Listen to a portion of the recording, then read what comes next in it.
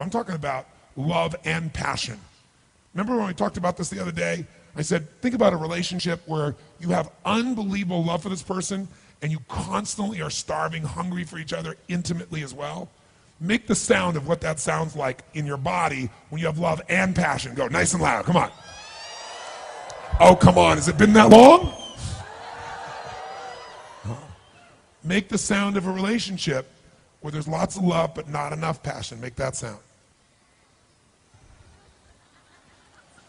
See, when you talk about a relationship with love but not enough passion, it doesn't seem like that big a deal.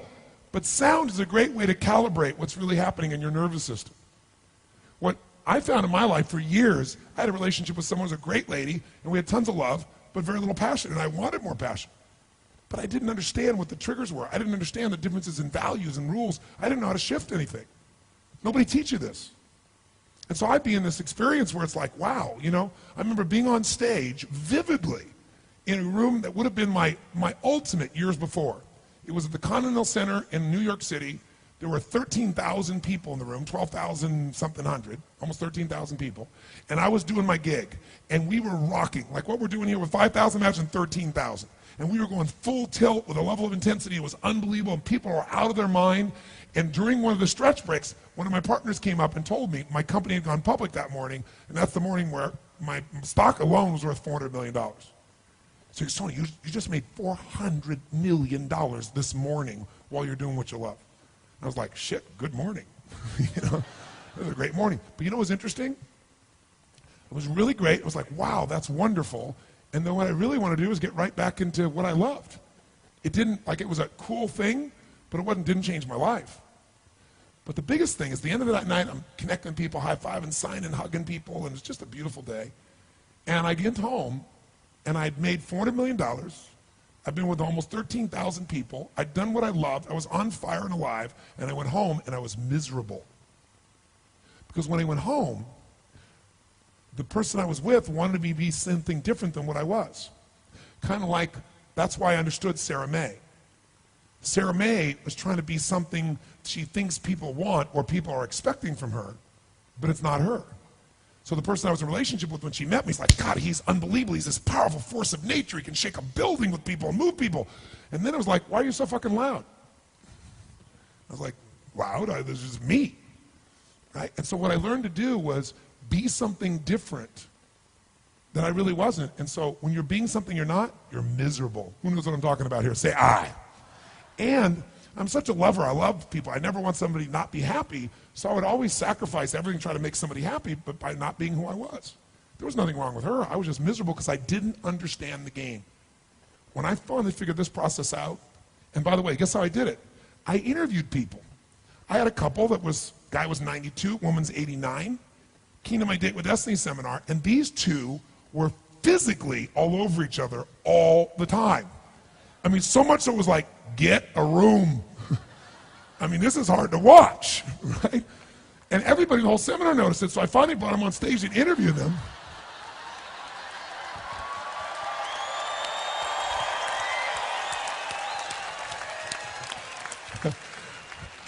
Shit, they're young punks in their 60s. So I bring this 92-year-old man, this 89-year-old woman up, and I said, I got to interview you guys. So I'm interviewing them. I said to him, I said, tell me something. I said, you two seem to not just love each other, you love each other. And they went, oh yeah. I mean, like, you're rather physical, aren't you? They said, oh yes, we love to be together. I said, and you guys have intimate relations? Oh yes, every day. Every day? Sometimes several times a day, the woman says. No exaggeration. And they were so adorable, and they were like all of each other, hugging each other, grabbing each other, touching each other. And I said to him, I said, okay, there are a lot of people that think when you're together 3, 4, 5, 10 years, you know, there's nothing new. They said, nothing new. They just aren't being flexible enough. They're not trying new things. I said, well, tell me something. What's your belief about, like, how do you stay intimate? The woman says, well, you can't just talk. You got to touch. And she said, like, touch lots of things. And she's so adorable. And so I said, so you guys have this passion all the time? Yeah. And I said, what's your belief? And he said, well, we believe that it's never boring Because we believe there's nothing ugly between two people who love each other, nothing dirty between two people who love each other. She said, yeah, here's our rule. We try anything once, and if we like it, we do it again. So I spent 5 years interviewing people who've been together 20, 30, 40, 50 years, and they don't just have love, they have passion. They're not hanging out, they love each other, and it changed the game for me. And the biggest change in my life, I would give up everything in my life without no exaggeration, no hyperbole, everything I've ever learned, everything I've ever done for the relationship I have with my sage. She has been the great, I'd die for this woman, no exaggeration, but I couldn't have gotten to that place if I hadn't been through all those other places first. And the gift that I've got in that area is a gift you deserve. And anybody can have it. You could be with somebody together for 10 years and you could reignite it because you just didn't know the triggers. Or some of you may find that you're in a relationship where truthfully you are nothing in common. You're just scared shitless to end it because you're afraid of being alone. But there's a way to do this in a way where things can be elegant, but you can be free and you can bring to your life what you deserve. I tell people one thing. If you're not happy in your intimate relationship, you're not fucking happy. Because I don't give a shit how hard you work. I don't care how much money you make, how many trophies you get. In the end, if you don't have that aliveness and passion, a part of you is dead inside. And it doesn't have to be that way. I got to tell you something. Some of you maybe seen some of the films of the people I've turned around who hate each other, want to kill each other, been together forever, have no attraction. And we don't just change them in that moment. We follow up. You see them a year later, 2 years later, 5 years later. They never go back because we rewire it. And Date with Destiny. Oh, I got some people who graduate Date with Destiny. Wow. Some grads of Date with Destiny here. Date with Destiny is that program I described this morning when I was talking about Dickens and I talked about going to Fiji and I had that process of coming up with that process. Well, I turned that into a 5.5-day process that what Date with Destiny does is it basically, we worked our tail off here. You got to use a lot of physical energy to deal with your beliefs. Your values, you'll never get through with physical energy. You have to know, it's almost like a puzzle. You have to know exactly what thing triggers what feeling, triggers what emotion. And until you know that, you're at the effect of everything in your life. What Date with Destiny does is it helps you get a plan for your life. Not a plan like scribbling it out, I have to live a certain way, but you begin to see how to take the different parts of you that have inner conflicts and align those parts so you're pulled exactly where you want to go. It is by far the most powerful thing I do, bar none. And the experience in those 5.5 days is like nothing you've experienced in your life because you're going to discover and basically learn how to trigger everything that controls every thought, every feeling, emotion in your life. And after about 4.5 days of doing this, where you now have complete mastery over your own life, then we bring in intimate relationship into it.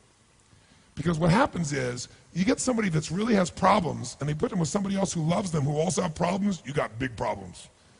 Once you got yourself wired, now you can figure out how to create a relationship at the level you want. So, here's what I want you to know. How many of you would like to go to the next level of this process? Say aye. Then you got to deal with the two issues that always show up, time and money. Here's what I'll do. I'll handle the money side from my guarantee. You can go to anything I teach, half of it, if in your judgment it isn't the best frickin' thing you've ever done in your life, so you don't have to wonder, like, is his weekend the most he can do? This is nothing compared to where we're going. But you be the judge. You can get it all back. So you can go home if you decide to do this and tell somebody, I'm going to steal from him. I'm going to go half the program and take it all for free. You won't. It'll transform you. So that's number one. So you don't have to have any fear or wondering, is it worth it to you, or am I taking a financial risk? Zero financial risk. But you're going to have to come up with figuring out how to change and get through the time. School teachers, owners of businesses, whatever. But what I'll tell you is, it'll transform your life. This is the time you make an investment in yourself that'll go beyond anything you can imagine. Let me tell you about Date with Destiny. Here's what I'll tell you. Go. Go. Trust. If you trust me at all, if I did not betray your trust here, tell you, go.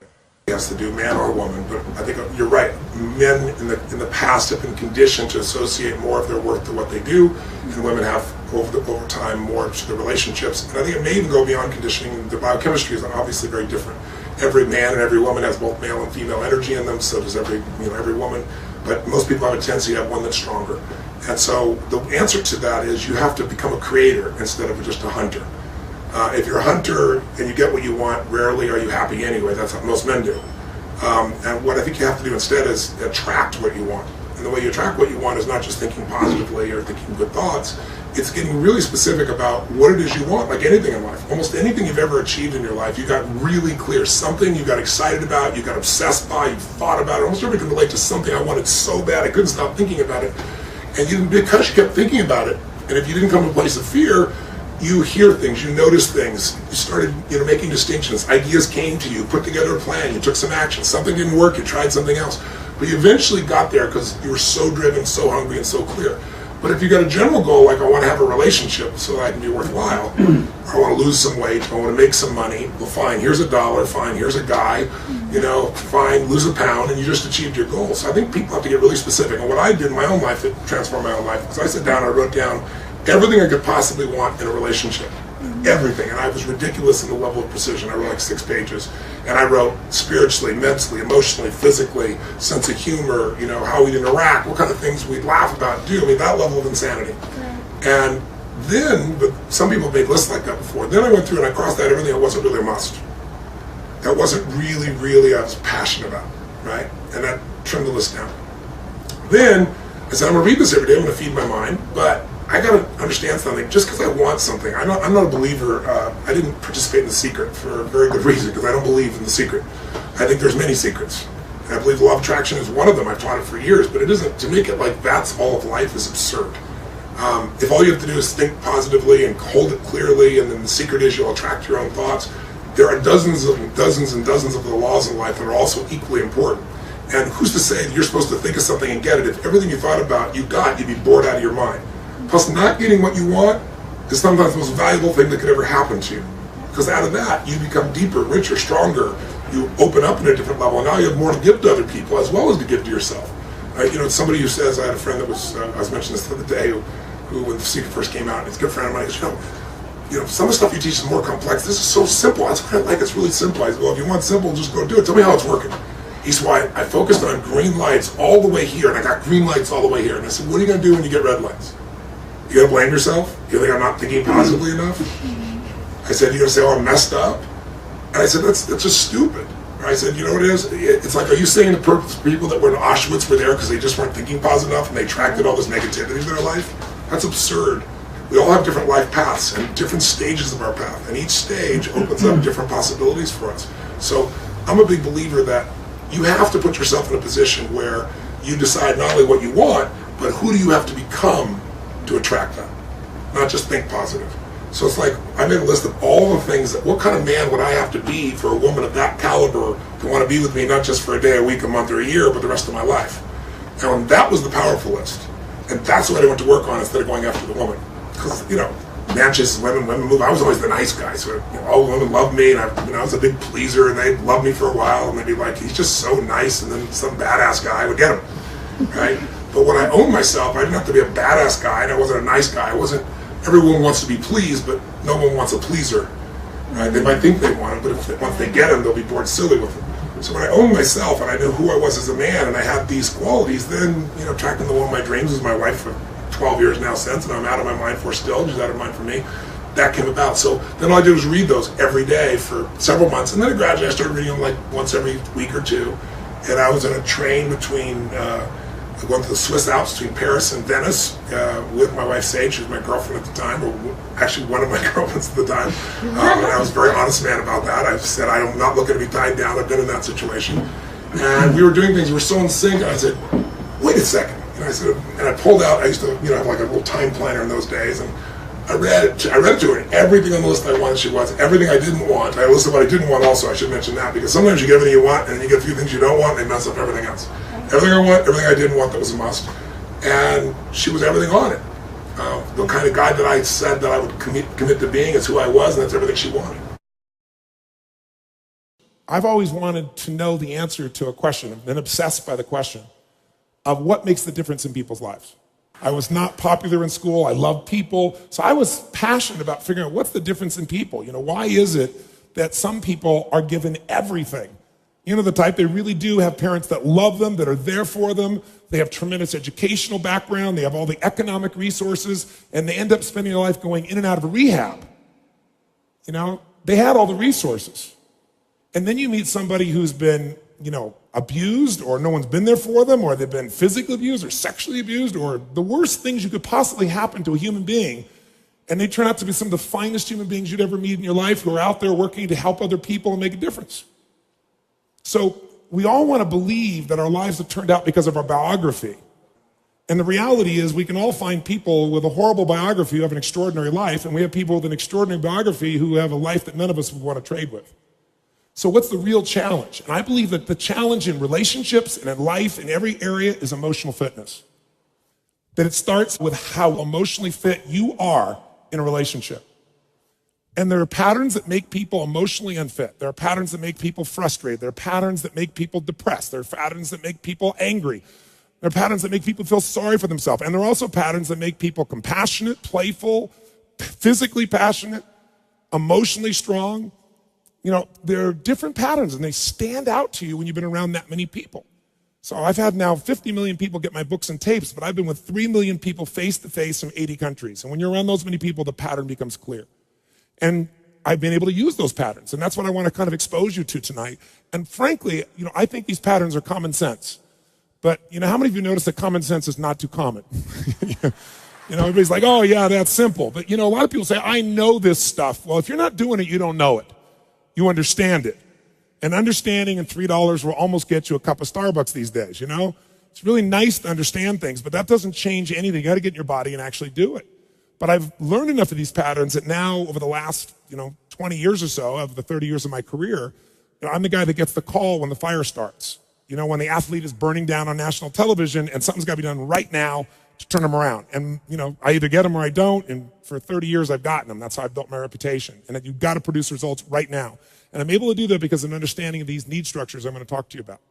Or I get the call when the child is going to commit suicide, or the adult. And in 30 years, knock on wood, I've never lost one suicide in 30 years. That doesn't mean I won't someday, but I never have, not one single time out of the thousands of suicide attempts. And it's again because of understanding these needs I'm going to talk to you about. I get the phone call, in the middle of the night, true story, and it's the President of the United States saying, Tony, they're going to impeach me in the morning. What should I do? And I say, could you have called me sooner? True story, So in the experience of looking to make those changes and looking at how to change, same thing in relationships, couples that are gone, the films that I wanted to make with Chloe, I said, let's not make films with couples that have troubles.